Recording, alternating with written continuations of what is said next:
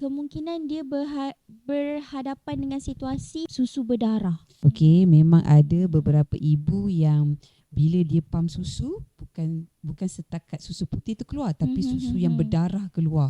So ibu akan jadi panik.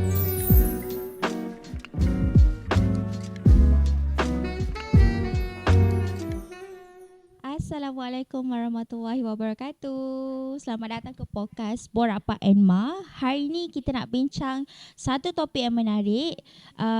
Episod kali ini khusus kepada ibu yang pertama kali nak menyusukan anak. Lagi situasi untuk berdepan menyusukan anak kan. So ini episod orang kata guidance kepada ibu-ibu di luar sana. Yang bujang pun boleh belajar. Hari ini kita bersama dengan Puan Nat Masrum. Puan Nat, perkenalkan diri boleh? Hai, Assalamualaikum. Saya Puan Nat Masrum, kaunselor laktasi bertauliah. Saya excited ni dengan tajuk hari ini ni. Saya pun excited. Saya nak belajar Ya, betul. benda-benda baru ni. Kebetulan pula kita bersama dengan seorang yang pakar dalam bidang ni. Jadinya kita nak gali nak tahu lebih lanjut lah. Okey, boleh? Boleh. Dah ready dah? Ready, insyaAllah. Okey. Okey. Kita nak tahu, kalau Puan Nat boleh share, kalau ada konsep mana-mana ibu yang mengalami kemungkinan dia berhadapan dengan situasi susu berdarah. Ada tak dengar pernah? macam ngeri tak? Saya dengar saya ngilu. Kan? Dengar rasa macam ngeri, ngilu kan? Macam mana situasi tu? Ada konsep mana-mana tak passion yang macam tu? Okey, so sejujurnya memang ada. Okey, memang ada beberapa ibu yang bila dia pam susu bukan setakat susu putih tu keluar, tapi susu yang berdarah keluar. So ibu akan jadi panik dan ibu-ibu lain macam yang belum berkahwin ke apa kan, bila tengok menakutkannya penyusuan susu ibu ni. So memang terjadi pun ada situasi yang pam susu keluar darah ni sebenarnya. Lepas tu bila kalau dah pam tu keluar darah, mesti ada orang akan macam ibu-ibu ni akan takut, boleh bagi ke dekat anak? Betul. Boleh Okey. tak? So satu berita baik lah kalau misal kata ibu-ibu alami situasi macam pam susu keluar darah ni, nanti kita akan terangkanlah kenapa situasi pam susu keluar darah ni berlaku. So ibu tak perlu buang pun. Walaupun nampak berdarah kan, ibu masih lagi boleh berikan kepada bayi ibu. Cuma itulah rata-rata macam bila nampak darah je rasa macam dah negative thinking kan, rasa macam takut, macam berkuman kan. Don't worry. Sebenarnya dia masih lagi selamat untuk diberikan kepada bayi kita. Tapi at the end terpulang jugalah kepada ibu. Ada ibu mungkin dia rasa takut nak bagi. Tapi sebenarnya tak perlu risau, selamat untuk diberikan kepada bayi kita walaupun susu tu ada kandungan darah. Dah terjawab dah soalan ni sebab dekat sini ada je audiens Pak Emma sendiri. Betul. Komen dekat topik yang menyusukan anak ni. Ada yang cakap boleh bagi anak susu berdarah ni, ada yang cakap tak boleh. Okey, let's say kalau memang dah berdarah, lepas tu ibu ni panik, dia tak tahu kan yang benda tu boleh bagi. And then dia stop. And then dia bagi susu formula atau lepas tu bila dia nak menyusukan balik, anak tu dah tak nak dah susu. So untuk mengelakkan benda-benda tu berlaku. Okey. So situasi pertama lah andai kata dah berdarah, sebenarnya ibu tak perlu panik. Of course panik. Mestilah of course kan. kena panik dulu kan. Okey, tapi tak perlu buang pun susu tu sebab macam saya cakap, susu tu dah selamat diberikan. Sebab ada risiko juga kalau macam tadi kita kata kita bagi susu formula, lagi-lagilah kalau situasi ni berlaku untuk ibu yang baru melahirkan bayi. Sebab sebenarnya ibu-ibu yang baru melahirkan bayi ni, bila kita perkenalkan botol terlalu awal, ini pun ramai tak tahu. Di bawah usia 30 hari, baby tu ada kecenderungan nak keliru puting. Keliru puting tu apa? Yelah, botol kan aliran laju. Kalau macam baby nak menyusu dekat payudara, dia macam kena ada a lot of effort. Macam dia kena buat begitulah. So kalau dekat botol, dia sedut je sekali, susu terus laju keluar. Jadi bila situasi ni berlaku pada ibu-ibu yang baru bersalin, dan bila ibu panik tengok darah, ibu bagi susu formula, mesti bagi pakai botol kan. Jadi bila ada kecenderungan bagi pakai botol tu, itu yang tadi macam kita cakap, baby tiba-tiba tak nak menyusu dengan mak dia, tu jadi macam sedih. Okey, jadi macam mana nak elakkan situasi pam susu berdarah ni? So sebenarnya ada beberapa situasi yang kita kena lihat apa punca pam susu tu boleh jadi berdarah. Antaranya mungkin ibu tak mahir nak menyusukan bayi. Jadi maksud tak mahir nak menyusukan bayi tu mungkin cara ibu pegang bayi tu tak betul. Jadi bila bayi menyusu dekat payudara tu, dia menyusu tidak, lekapan dia tak optimal. Lekapan tu maksudnya mulut bayi dekat payudara ibu. Jadi mungkin bayi menyusu dekat puting je. Jadi bila kat puting ni kita tahu saluran susu dekat puting tu dia tak boleh nak keluar susu seefektif kalau bayi menyusu dekat kawasan Betul-betul. dekat kawasan yang tampuk gelak ataupun kita sebut areola tu. Jadi dekat situ nanti bila dia kunyah-kunyah kat situ, tu yang dia boleh jadi pecah dan berdarah. Bila dengar cerita ni macam ni, aduh ngerinya itu kan. jadi nipple crack tu Ya betul, itu yang boleh jadi nipple crack. Nampak tak? Walaupun belum berkahwin tapi dah tahu dah pasal nipple crack. Kena tahu jugalah. Ya betul. Sebab takut mostly bila memanglah kita belum berkahwin. Betul. Tapi let's say kalau kita dah berkahwin satu masa nanti, jadi saya tak nak termasuk dalam golongan-golongan yang panik dan ambil macam bagi susu formula terlalu awal ke apa ke. Macam tak tahu langsung. Tak tahu langsung. Kan? Betul. Okey. Bila kita bercakap tentang susu berdarah, dia ada warna dia kan. Betul. So kita nak tahu apa perbezaan warna susu ibu. Contoh tu yang saya baca ada putih, kuning, krim kebiruan, merah jambu dengan coklat. Boleh tak Puan Nat cerita? Okay, so biasanya kalau warna jernih, saya cerita dulu warna jernih. Jernih ni dia macam warna gam yang kita guna zaman-zaman dulu, zaman kecil lah. Sekarang tak tahulah, budak-budak sekarang tahu tak gam zaman sekarang kan berbeza kan. Gam yang macam dulu tu dia macam warna jernih pekat, itu adalah kolestrum. Kalau warna kekuningan macam kita tengok macam air jagung tu pun, itu masih lagi kolestrum. Okay, ataupun kadang-kadang kolestrum ni maksudnya susu awal yang biasa keluar dalam 72 jam selepas kelahiran.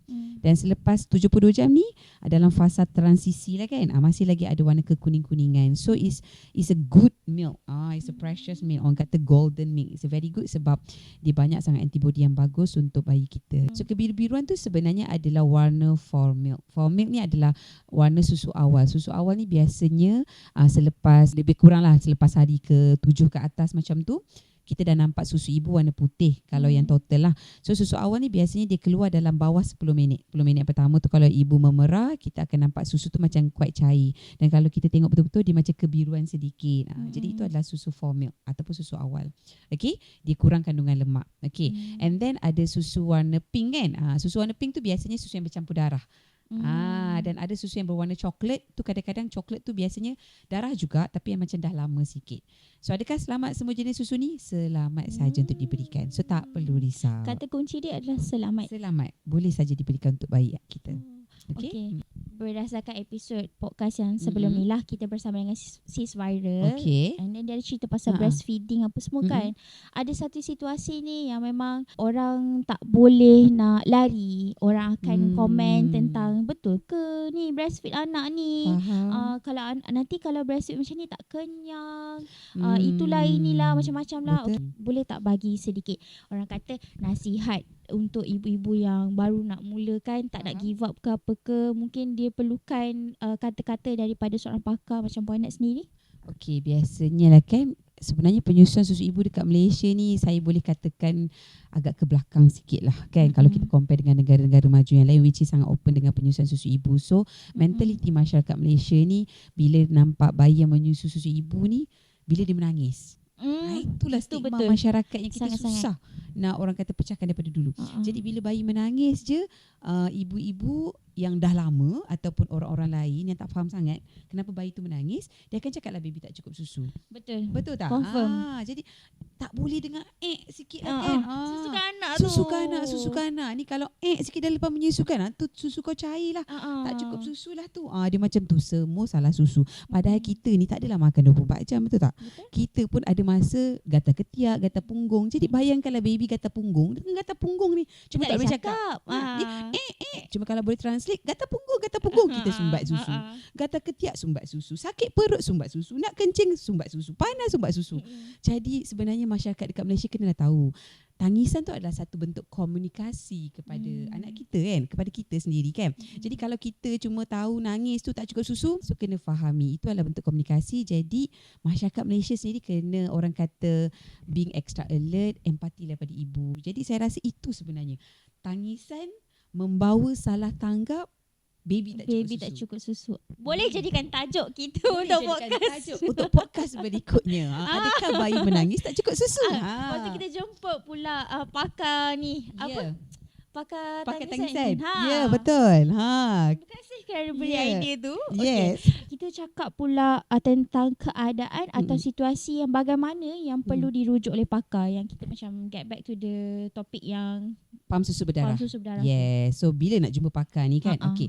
So usually kalau misal katalah keadaan payudara kita tidak ada tanda-tanda kemerah-merahan, ibu pun tak rasa sakit yang macam abnormal. Maksudnya normal je. Ibu pam tiba-tiba keluar darah. Maksudnya tak adalah rasa sakit yang melampau sewaktu pam susu ataupun sewaktu yang menyusu. Okay, ibu tak ada tanda-tanda demam dan sebagainya, itu masih lagi dikira okey. Tapi kalau waktu pam rasa sakit, rasa macam ada orang kata macam ada pisau mencucuk-cucuk dekat bahagian dalam tu tau. Bila pam tu rasa macam disiat-siat, tu dah tak normal lah. Kita jangan menormalisasikan rasa sakit tu. Dan bila kita tengok dekat luar payudara dah kemerah-merahan, kadang-kadang ibu tak sempat demam pun tau. Ataupun lagi serius, bila dah payudara dah ada tanda kemerah-merahan, ibu demam. Itu memang kena segera jumpa doktor. Tak perlu dah orang kata nak stay dekat rumah. Okey, setakat nak telan Panadol semata-mata dengan harapan esok sembuh, jangan. Sebab kita tak tahu kondisi dalam payudara ibu macam mana. Takut tiba-tiba dah ada jangkitan yang lebih teruk, dah ada orang kata bernanah ke, lagi worse nanti. Sebab ada kes yang ibu-ibu yang macam ni, dia tahan selama 2 minggu. Ya Allah, lama tu. Sebab dia kata selama ni kalau saya demam okey je. Jadi dia ingat benda tu normal. Tapi bila dah jumpa saya, dah kembung tu maksud dah bernanah dah. So bila dah jadi macam ni, tak ada pilihan, kena pergi hospital untuk undergo operation dah. Jadi itu sebenarnya lebih traumatik untuk ibu. So kita tak nak situasi ni berlaku. Okey, jadi ibu nampak rasa abnormal sakit tu, nampak ada tanda-tanda kemerahan, terus segera jumpa doktor, dapatkan rawatan awal. Okey. Kalau untuk yang pasal nipple crack pula, ada solution tak? Macam ada orang cakap sapu krim. Betul.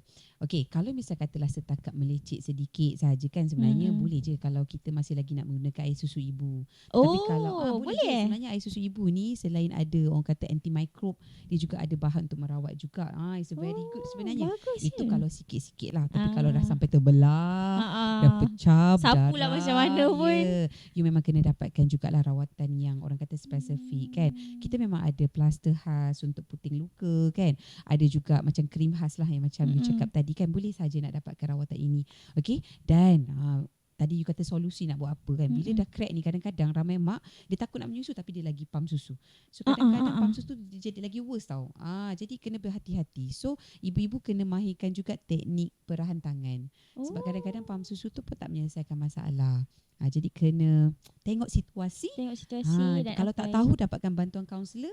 Macam mana nak buat. Jangan orang kata salah cara, nanti lagi berdarah-darah kan. Kita tak nak mak macam trauma, tak nak menyusukan baby pula. Betul. Sebab ada certain yang mungkin first born dia trauma. Betul. And then second tu dia dah tak nak menyusukan. Dia dah macam decide, okay, so okay, tak apa, aku nak bagi formula je. Kan ada yang macam tu. Betul. Kan. Okey. Ini satu lagi situasi. Ada yang saya baca artikel lah, ada seorang pelakon daripada Thailand tu, nama dia Panwan Hemani. Dia gunakan sedutan yang paling kuat tau, sebab dia fikir macam dia tak ada experience. Dia kata memang tu silap dia. Dia tak ada experience, dia tak tahu, dia gunakan sedutan paling kuat untuk keluarkan susu sebab dia fikir macam lagi kuat lagi bagus. Betul. Betul. Sampai keluar darah beku. And then bila pergi rujuk dekat doktor, rupa-rupanya dia ni alami broken capillaries and cracked nipple sebab penggunaan pam yang salah. Minta Puan Nat bagi tahu cara menggunakan pam yang sebetulnya. Okey, sebenarnya kan tentang guna level tinggi tu memang kerap berlaku. Sebab kadang-kadang mak ni dia fikir lagi tinggi lagi banyak lagi keluar kan, lagilah mencurah-curah seperti air terjun. Lagilah banyak. Tapi sebenarnya itulah salah tanggap. So, kita sebelum saya ceritakan pasal penggunaan pam, susu kita tak adalah keluar sekali buka macam air paip. Okey, dia kena ada rangsangan tu untuk kita menggalakkan rembesan hormon. Okey, dan bila ada salah satu hormon oksitosin tu, dia akan mengecutkan sel-sel otot yang untuk mengeluarkan susu. So dia ada rhythm. Dia ada macam naik turun. Jadi kita tak boleh nak gunakan satu level. Macam buka paip paling besar keluar. Tidak. Dia ada slow, ada laju, ada slow, ada laju. So dia ada rhythm dia lah. Jadi macam mana nak pastikan bila ibu-ibu nak guna pam, tak sampai crack macam ni. Okay, so saya tunjukkan saiz corong dulu. Yang pertama sekali, paling penting sebenarnya ramai ibu tak tahu. Sampai sekarang tak tahu. I tak tahu lah you tahu ke tak? You tahu tak kalau nak pakai pump ni kena ukur dulu? Atau sebab tahu. sebab pernah buat video before this. Okay. Ada seorang akak tu dia cakap kalau ni pesanan untuk ibu baru, kalau nak ni make sure pergi kedai ukur dulu. Betul. You guys tahu tak? Lagi-lagi tahu tak? Ada yang tahu. Okay. So saya nak bagi analogi kan. Senyum abang kat kamera ni kan. Saya nak bagi analogi kan. Kalau macam kita nak beli kasut, kita kalau nak beli online pun kita macam ukur beria-beria lah kan. Lagi kalau kita pergi kedai, biasanya kalau kita beli kasut macam mana? Mesti cuba dulu lah. Kita cuba dulu kan. Jadi sebenarnya ramai mak tak tahu yang bila nak beli pam susu ni, you kena ukur dulu saiz, cuba dulu kalau boleh. Sebenarnya sekarang ni dah banyak dah orang kata pusat-pusat peralatan penyusuan dekat Malaysia ni dah ramai dah terbuka tentang ni sebab kita tahu traumatik yang ibu-ibu alami.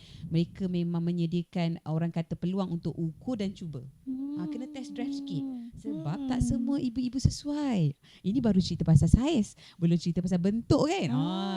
Beza ke? Beza. Okay, saiz tu saiz apa? Saiz puting. Bentuk payudara pula breast lah.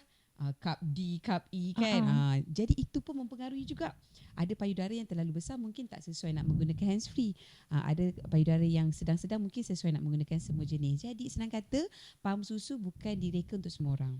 Jadi ibu kena test dulu saiz yang sesuai bagaimanalah. Okay. So biasanya punca-punca berdarah tu kebiasaannya adalah disebabkan oleh saiz corong yang tak betul. Ramai mak beli ikut suka hati lah. Ikut testimoni kan tak pernah ambil tahu pun saiz corong. Jadi kalau contohnya lah saiz nipple dia tu kecil, dia beli je standard saiz. So bila berlakunya situasi macam ni, macam umpamanya kaki kecil pakai kasut besar, jalan 2 km, melecit tak kaki tu? Melecit. Sama puting kita. Kadang-kadang mak tu punya puting besar, dia beli yang kecil. Jadi macam kita kaki besar pakai kasut kecil, berjalan 2 km, confirm melecit. Sama juga puting boleh melecit. Jadi daripada melecit tu lama-lama mak tak tahu, dia guna dia boleh merekah. Itu boleh juga menyebabkan pendarahan dekat puting. Itu situasi pertama. Situasi kedua, memang ada sebahagian ibu yang diguna level yang sangat tinggi. Jadi bila diguna level sangat tinggi, tekanan berlaku dekat kapilari darah dalam payudara dan menyebabkan kapilari darah boleh pecah. Aduh, sakitnya kan. Yang ketiga, situasi yang disebabkan salah saiz corong, salah level. Selain daripada risiko kapilari darah pecah, itu mungkin memang very torture lah dia guna level sangat yang tinggi kan. Ada setengah tu dia tak guna level tinggi. Dia guna level yang rendah sikit tapi mungkin tak sesuai. Lama, kadang-kadang pam lama sangat kan. Jadi dia boleh menyebabkan satu lagi situasi saluran susu tersumbat. Okey, nanti kita cerita lebih detail lepas ini. Saluran susu tersumbat. Jadi boleh juga melibatkan risiko jangkitan payudara juga. Banyak kan situasi disebabkan oleh salah guna pam yang menyebabkan situasi ini berlaku. Okey. Jadi macam mana cara nak guna pam dengan betul? Saya cerita secara ringkas lah. Biasanya dalam kebanyakan pam susu, kita ada beberapa level. Kita ada, kadang-kadang ada setengah pam susu tu ada sampai 14 level. Jangan guna sampai level 14. Ada sampai 14 Ada sampai 14 level. Saya pernah ada klien VIP saya memang guna sampai level 14. Tapi sebab dia tak tahu. Dan memang kita lihat ibu alami masalah saluran susu tersumbat. Susu tak keluar banyak pun. Mungkin mujurlah saya dapat detect awal, jadi kita dapat elakkan daripada situasi yang lebih teruk berlaku. Okey. So kalau ada level yang tinggi ni, kenapa pam tu dicipta level yang sangat tinggi? Bukan untuk digunakan sampai level yang tinggi. Supaya kalau contohnya ada level 14, supaya setiap level tu dia punya pressure dia tak terlalu besar. Kalau contohnya level tu ada 5 je. Jadi antara level 1 dengan level 2 gap dia besar kan. Jadi level dia sebenarnya lebih kuat. Kalau kita kena level 1, level 2 compare dengan pam yang ada sampai 9, 12 atau 14 level. So dia punya level 1 dia lebih soft suction. Dia macam tu. Kita boleh adjust lah. So you kena tahu juga pam tu ada berapa level. Yang kedua, kita ada biasanya mode pam. Mode pam ni biasanya ada sedutan stimulation ataupun massage. Sedutan pendek dan cepat. Jadi macam sedutan pendek dan cepat tu dia tet. Kadang-kadang mak-mak rasa macam ni pam susu ke geli-geli ni kan. Nanti saya ceritalah apa function dia. Ada satu lagi expression mode. Dia panjang sikit tet kan. And then the other one adalah mix mode. Digabungan di antara stimulation dengan expression, which is dia macam tet. Dia macam tu. Okey, kebanyakan mak dia kalau boleh nak guna level paling tinggi, mode paling kuat. Sebab nak cepat. Jadi dia guna level 14, mode expression. You bayangkan level 14, macam pam tayar. Aduh, sakitnya saya dengar pun dia rasa ngilu dia. Jadi itulah kesilapan utama sebenarnya. Jadi paling penting level, you tak boleh ikut orang. Kalau orang tu guna level 6, 7, mungkin kita sesuai level 3, 4. kena rasa dekat payudara kita sendiri. Dan mode yang bersesuaian lah, macam mode stimulation ke mix mode ke apa-apa pun yang bersesuaian dengan kita. Itu paling penting. Jangan guna yang paling kuat dengan harapan nak paling cepat keluar susu. Paling lama tempoh pump? Okay, it's very good question. Biasanya kebanyakan pam susu yang berada dekat pasaran memang mereka dah setkan paling lama 30 minit. Paling lama 30 minit. Jadi cukup 30 minit sebab you tanya, memang ada mak dia suka pam 1 jam. Lamanya. Kan macam pelik kan. Pam lama, pam level tinggi, pam kuat. Betul, memang ada pam sampai 1 jam. Okay, dan dia kata okey je saya nak keluar susu banyak. You have to understand, okay, the prinsip of keluarkan susu ni, penyusuan yang normal kalau bayi tu menyusu kat payudara lebih kurang 15-20 minit je. Kalau baby tu menyusu lama, itu mengempeng, itu tadi ada kaitan bagaimana nak ditenangkan bayi tu sendiri. Dan kalau pilih pam lama sangat, what do you expect? Ada macam tu. Dan lagi lama dengan level yang tak sesuai, lagi you torture your breast sebenarnya. So lebih bersiko sebenarnya payudara kita nak alami situasi-situasi seperti saluran susu tersumbat, cracked nipple, and then kapilari darah mungkin berisiko broken dan sebagainya. Jadi mak-mak tak perlu pam lama-lama, 30 minit sudah memadai. Tapi kan kalau normalnya macam dah pam 30 minit. Betul. Berapa kali dan berapa kerap untuk ibu tu pump? Sebab setahu saya macam konsep dia adalah supply and demand, betul, kan? Betul. Jadi berapa kerap dia nak pump lah. Okey, kalau dia kerja 8 jam, contohnya daripada pukul 8 pagi sampai pukul 4 petang, dia dapat pump dalam 3-4 kali should be okay. So jarak dia dalam satu sesi tu dalam lebih kurang 2-3 jam kalau dia mampu buat, ataupun lebih kurang 3-4 jam. Janganlah sampai tak pump. Ada mak dia pump sekali je sebab tak sempat. Kadang-kadang situasi kerja kan. Jadi bila pump sekali tu nanti lama-lama dia akan nampak susu dia makin lama makin drop. Itulah sebab demand supply tu tak terjaga kan. Tak ada permintaan. So susu lama-lama akan drop. Okay. Yang menarik ni saya rasa kan macam mungkin kalau saya, sebab memang saya tahu kalau kita nak pump ni kena tahu saiz. Betul? Tapi saya tak tahu yang ikut saiz puting tau. Ya ke? Saya tahu saiz ni je macam mana selesa ke tak. Macam baru belajar benda baru lah. Mungkin kesilapan mak-mak yang baru tu adalah macam saya kot. Betul, dia beli je. Dia beli. Okey, sesuai ni kan. Kenalah dengan saiz kita tapi sesuai rupanya ni kan. Rupa-rupanya ada ukuran saiz puting yang mak tak tahu. Boleh ke mana kalau dia orang nak cuba try tu dekat ke actually boleh je mereka terus ke New Mom Malaysia pun tak ada masalah. Kita memang ada tim satu Malaysia yang kita memang bantu banyak cawangan. Ya betul, dan kebanyakan tim kami adalah kaunselor penyusuan juga dan kaunselor tangisan juga. Jadi memang we help a lot untuk mak-mak ni. Kadang-kadang yang kelakarnya ramai juga ibu-ibu yang macam ada situasi bengkak susu, ada situasi bayi menangis tak cukup susu, bila dia datang nak beli pam susu. Tapi kita tengok bukan masalah pam susu pun. Masalah benda lain. Contohnya dia macam dia datang, saya bengkak susu ni kan, saya nak beli pam susu juga kan. Ni kalau kita fikir nak jual, kita jual je lantak kau lah kan. Tapi kita ni pun mak juga, kita pun tak naklah dia beli tak menyelesaikan masalah.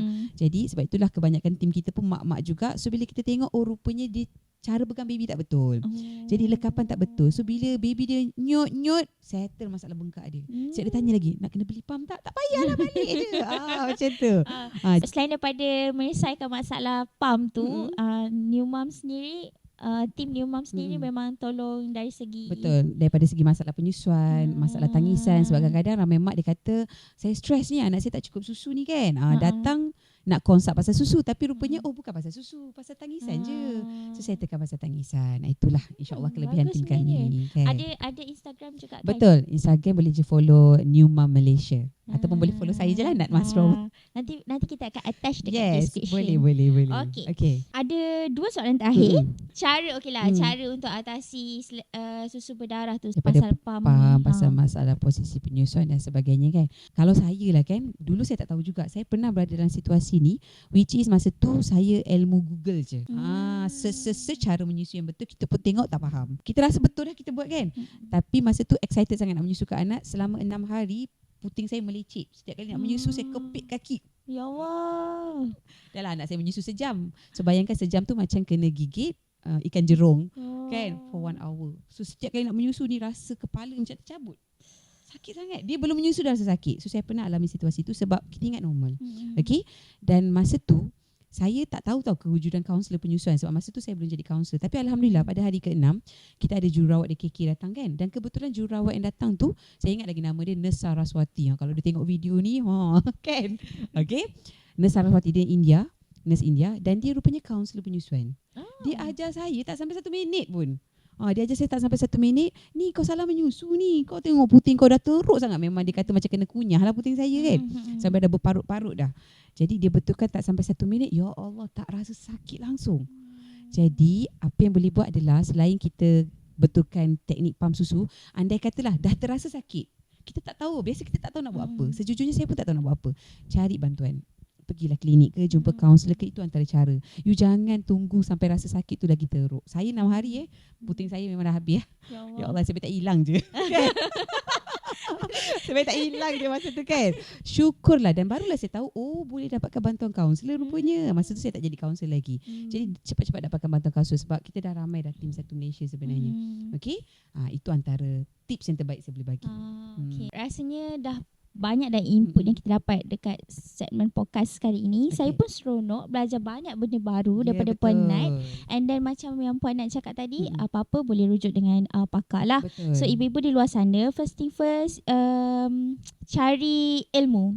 Sebab banyak sangat orang cakap selagi kalau diorang boleh putar balik masa, memang diorang nak belajar pasal breastfeeding ni dan sebagainya. Dan kita tahu sendiri susu ibu ni adalah susu yang terbaik. Okay, itu saja untuk episod podcast Borak Pak Emma kali ini. Saya harap para pendengar, terutamanya ibu-ibu dekat luar sana, dan bapa-bapa pun sebenarnya kena ambil tahu juga. Kalau ibu-ibu ada masalah, yang orang kata ibu yang baru lagi ni ada masalah, boleh rujuk kepada pakar. And then jangan lupa follow majalah Pak Emma serta Puan Nat sekali. Segala info ada dekat sana. That's it. Thank you so much. Bye.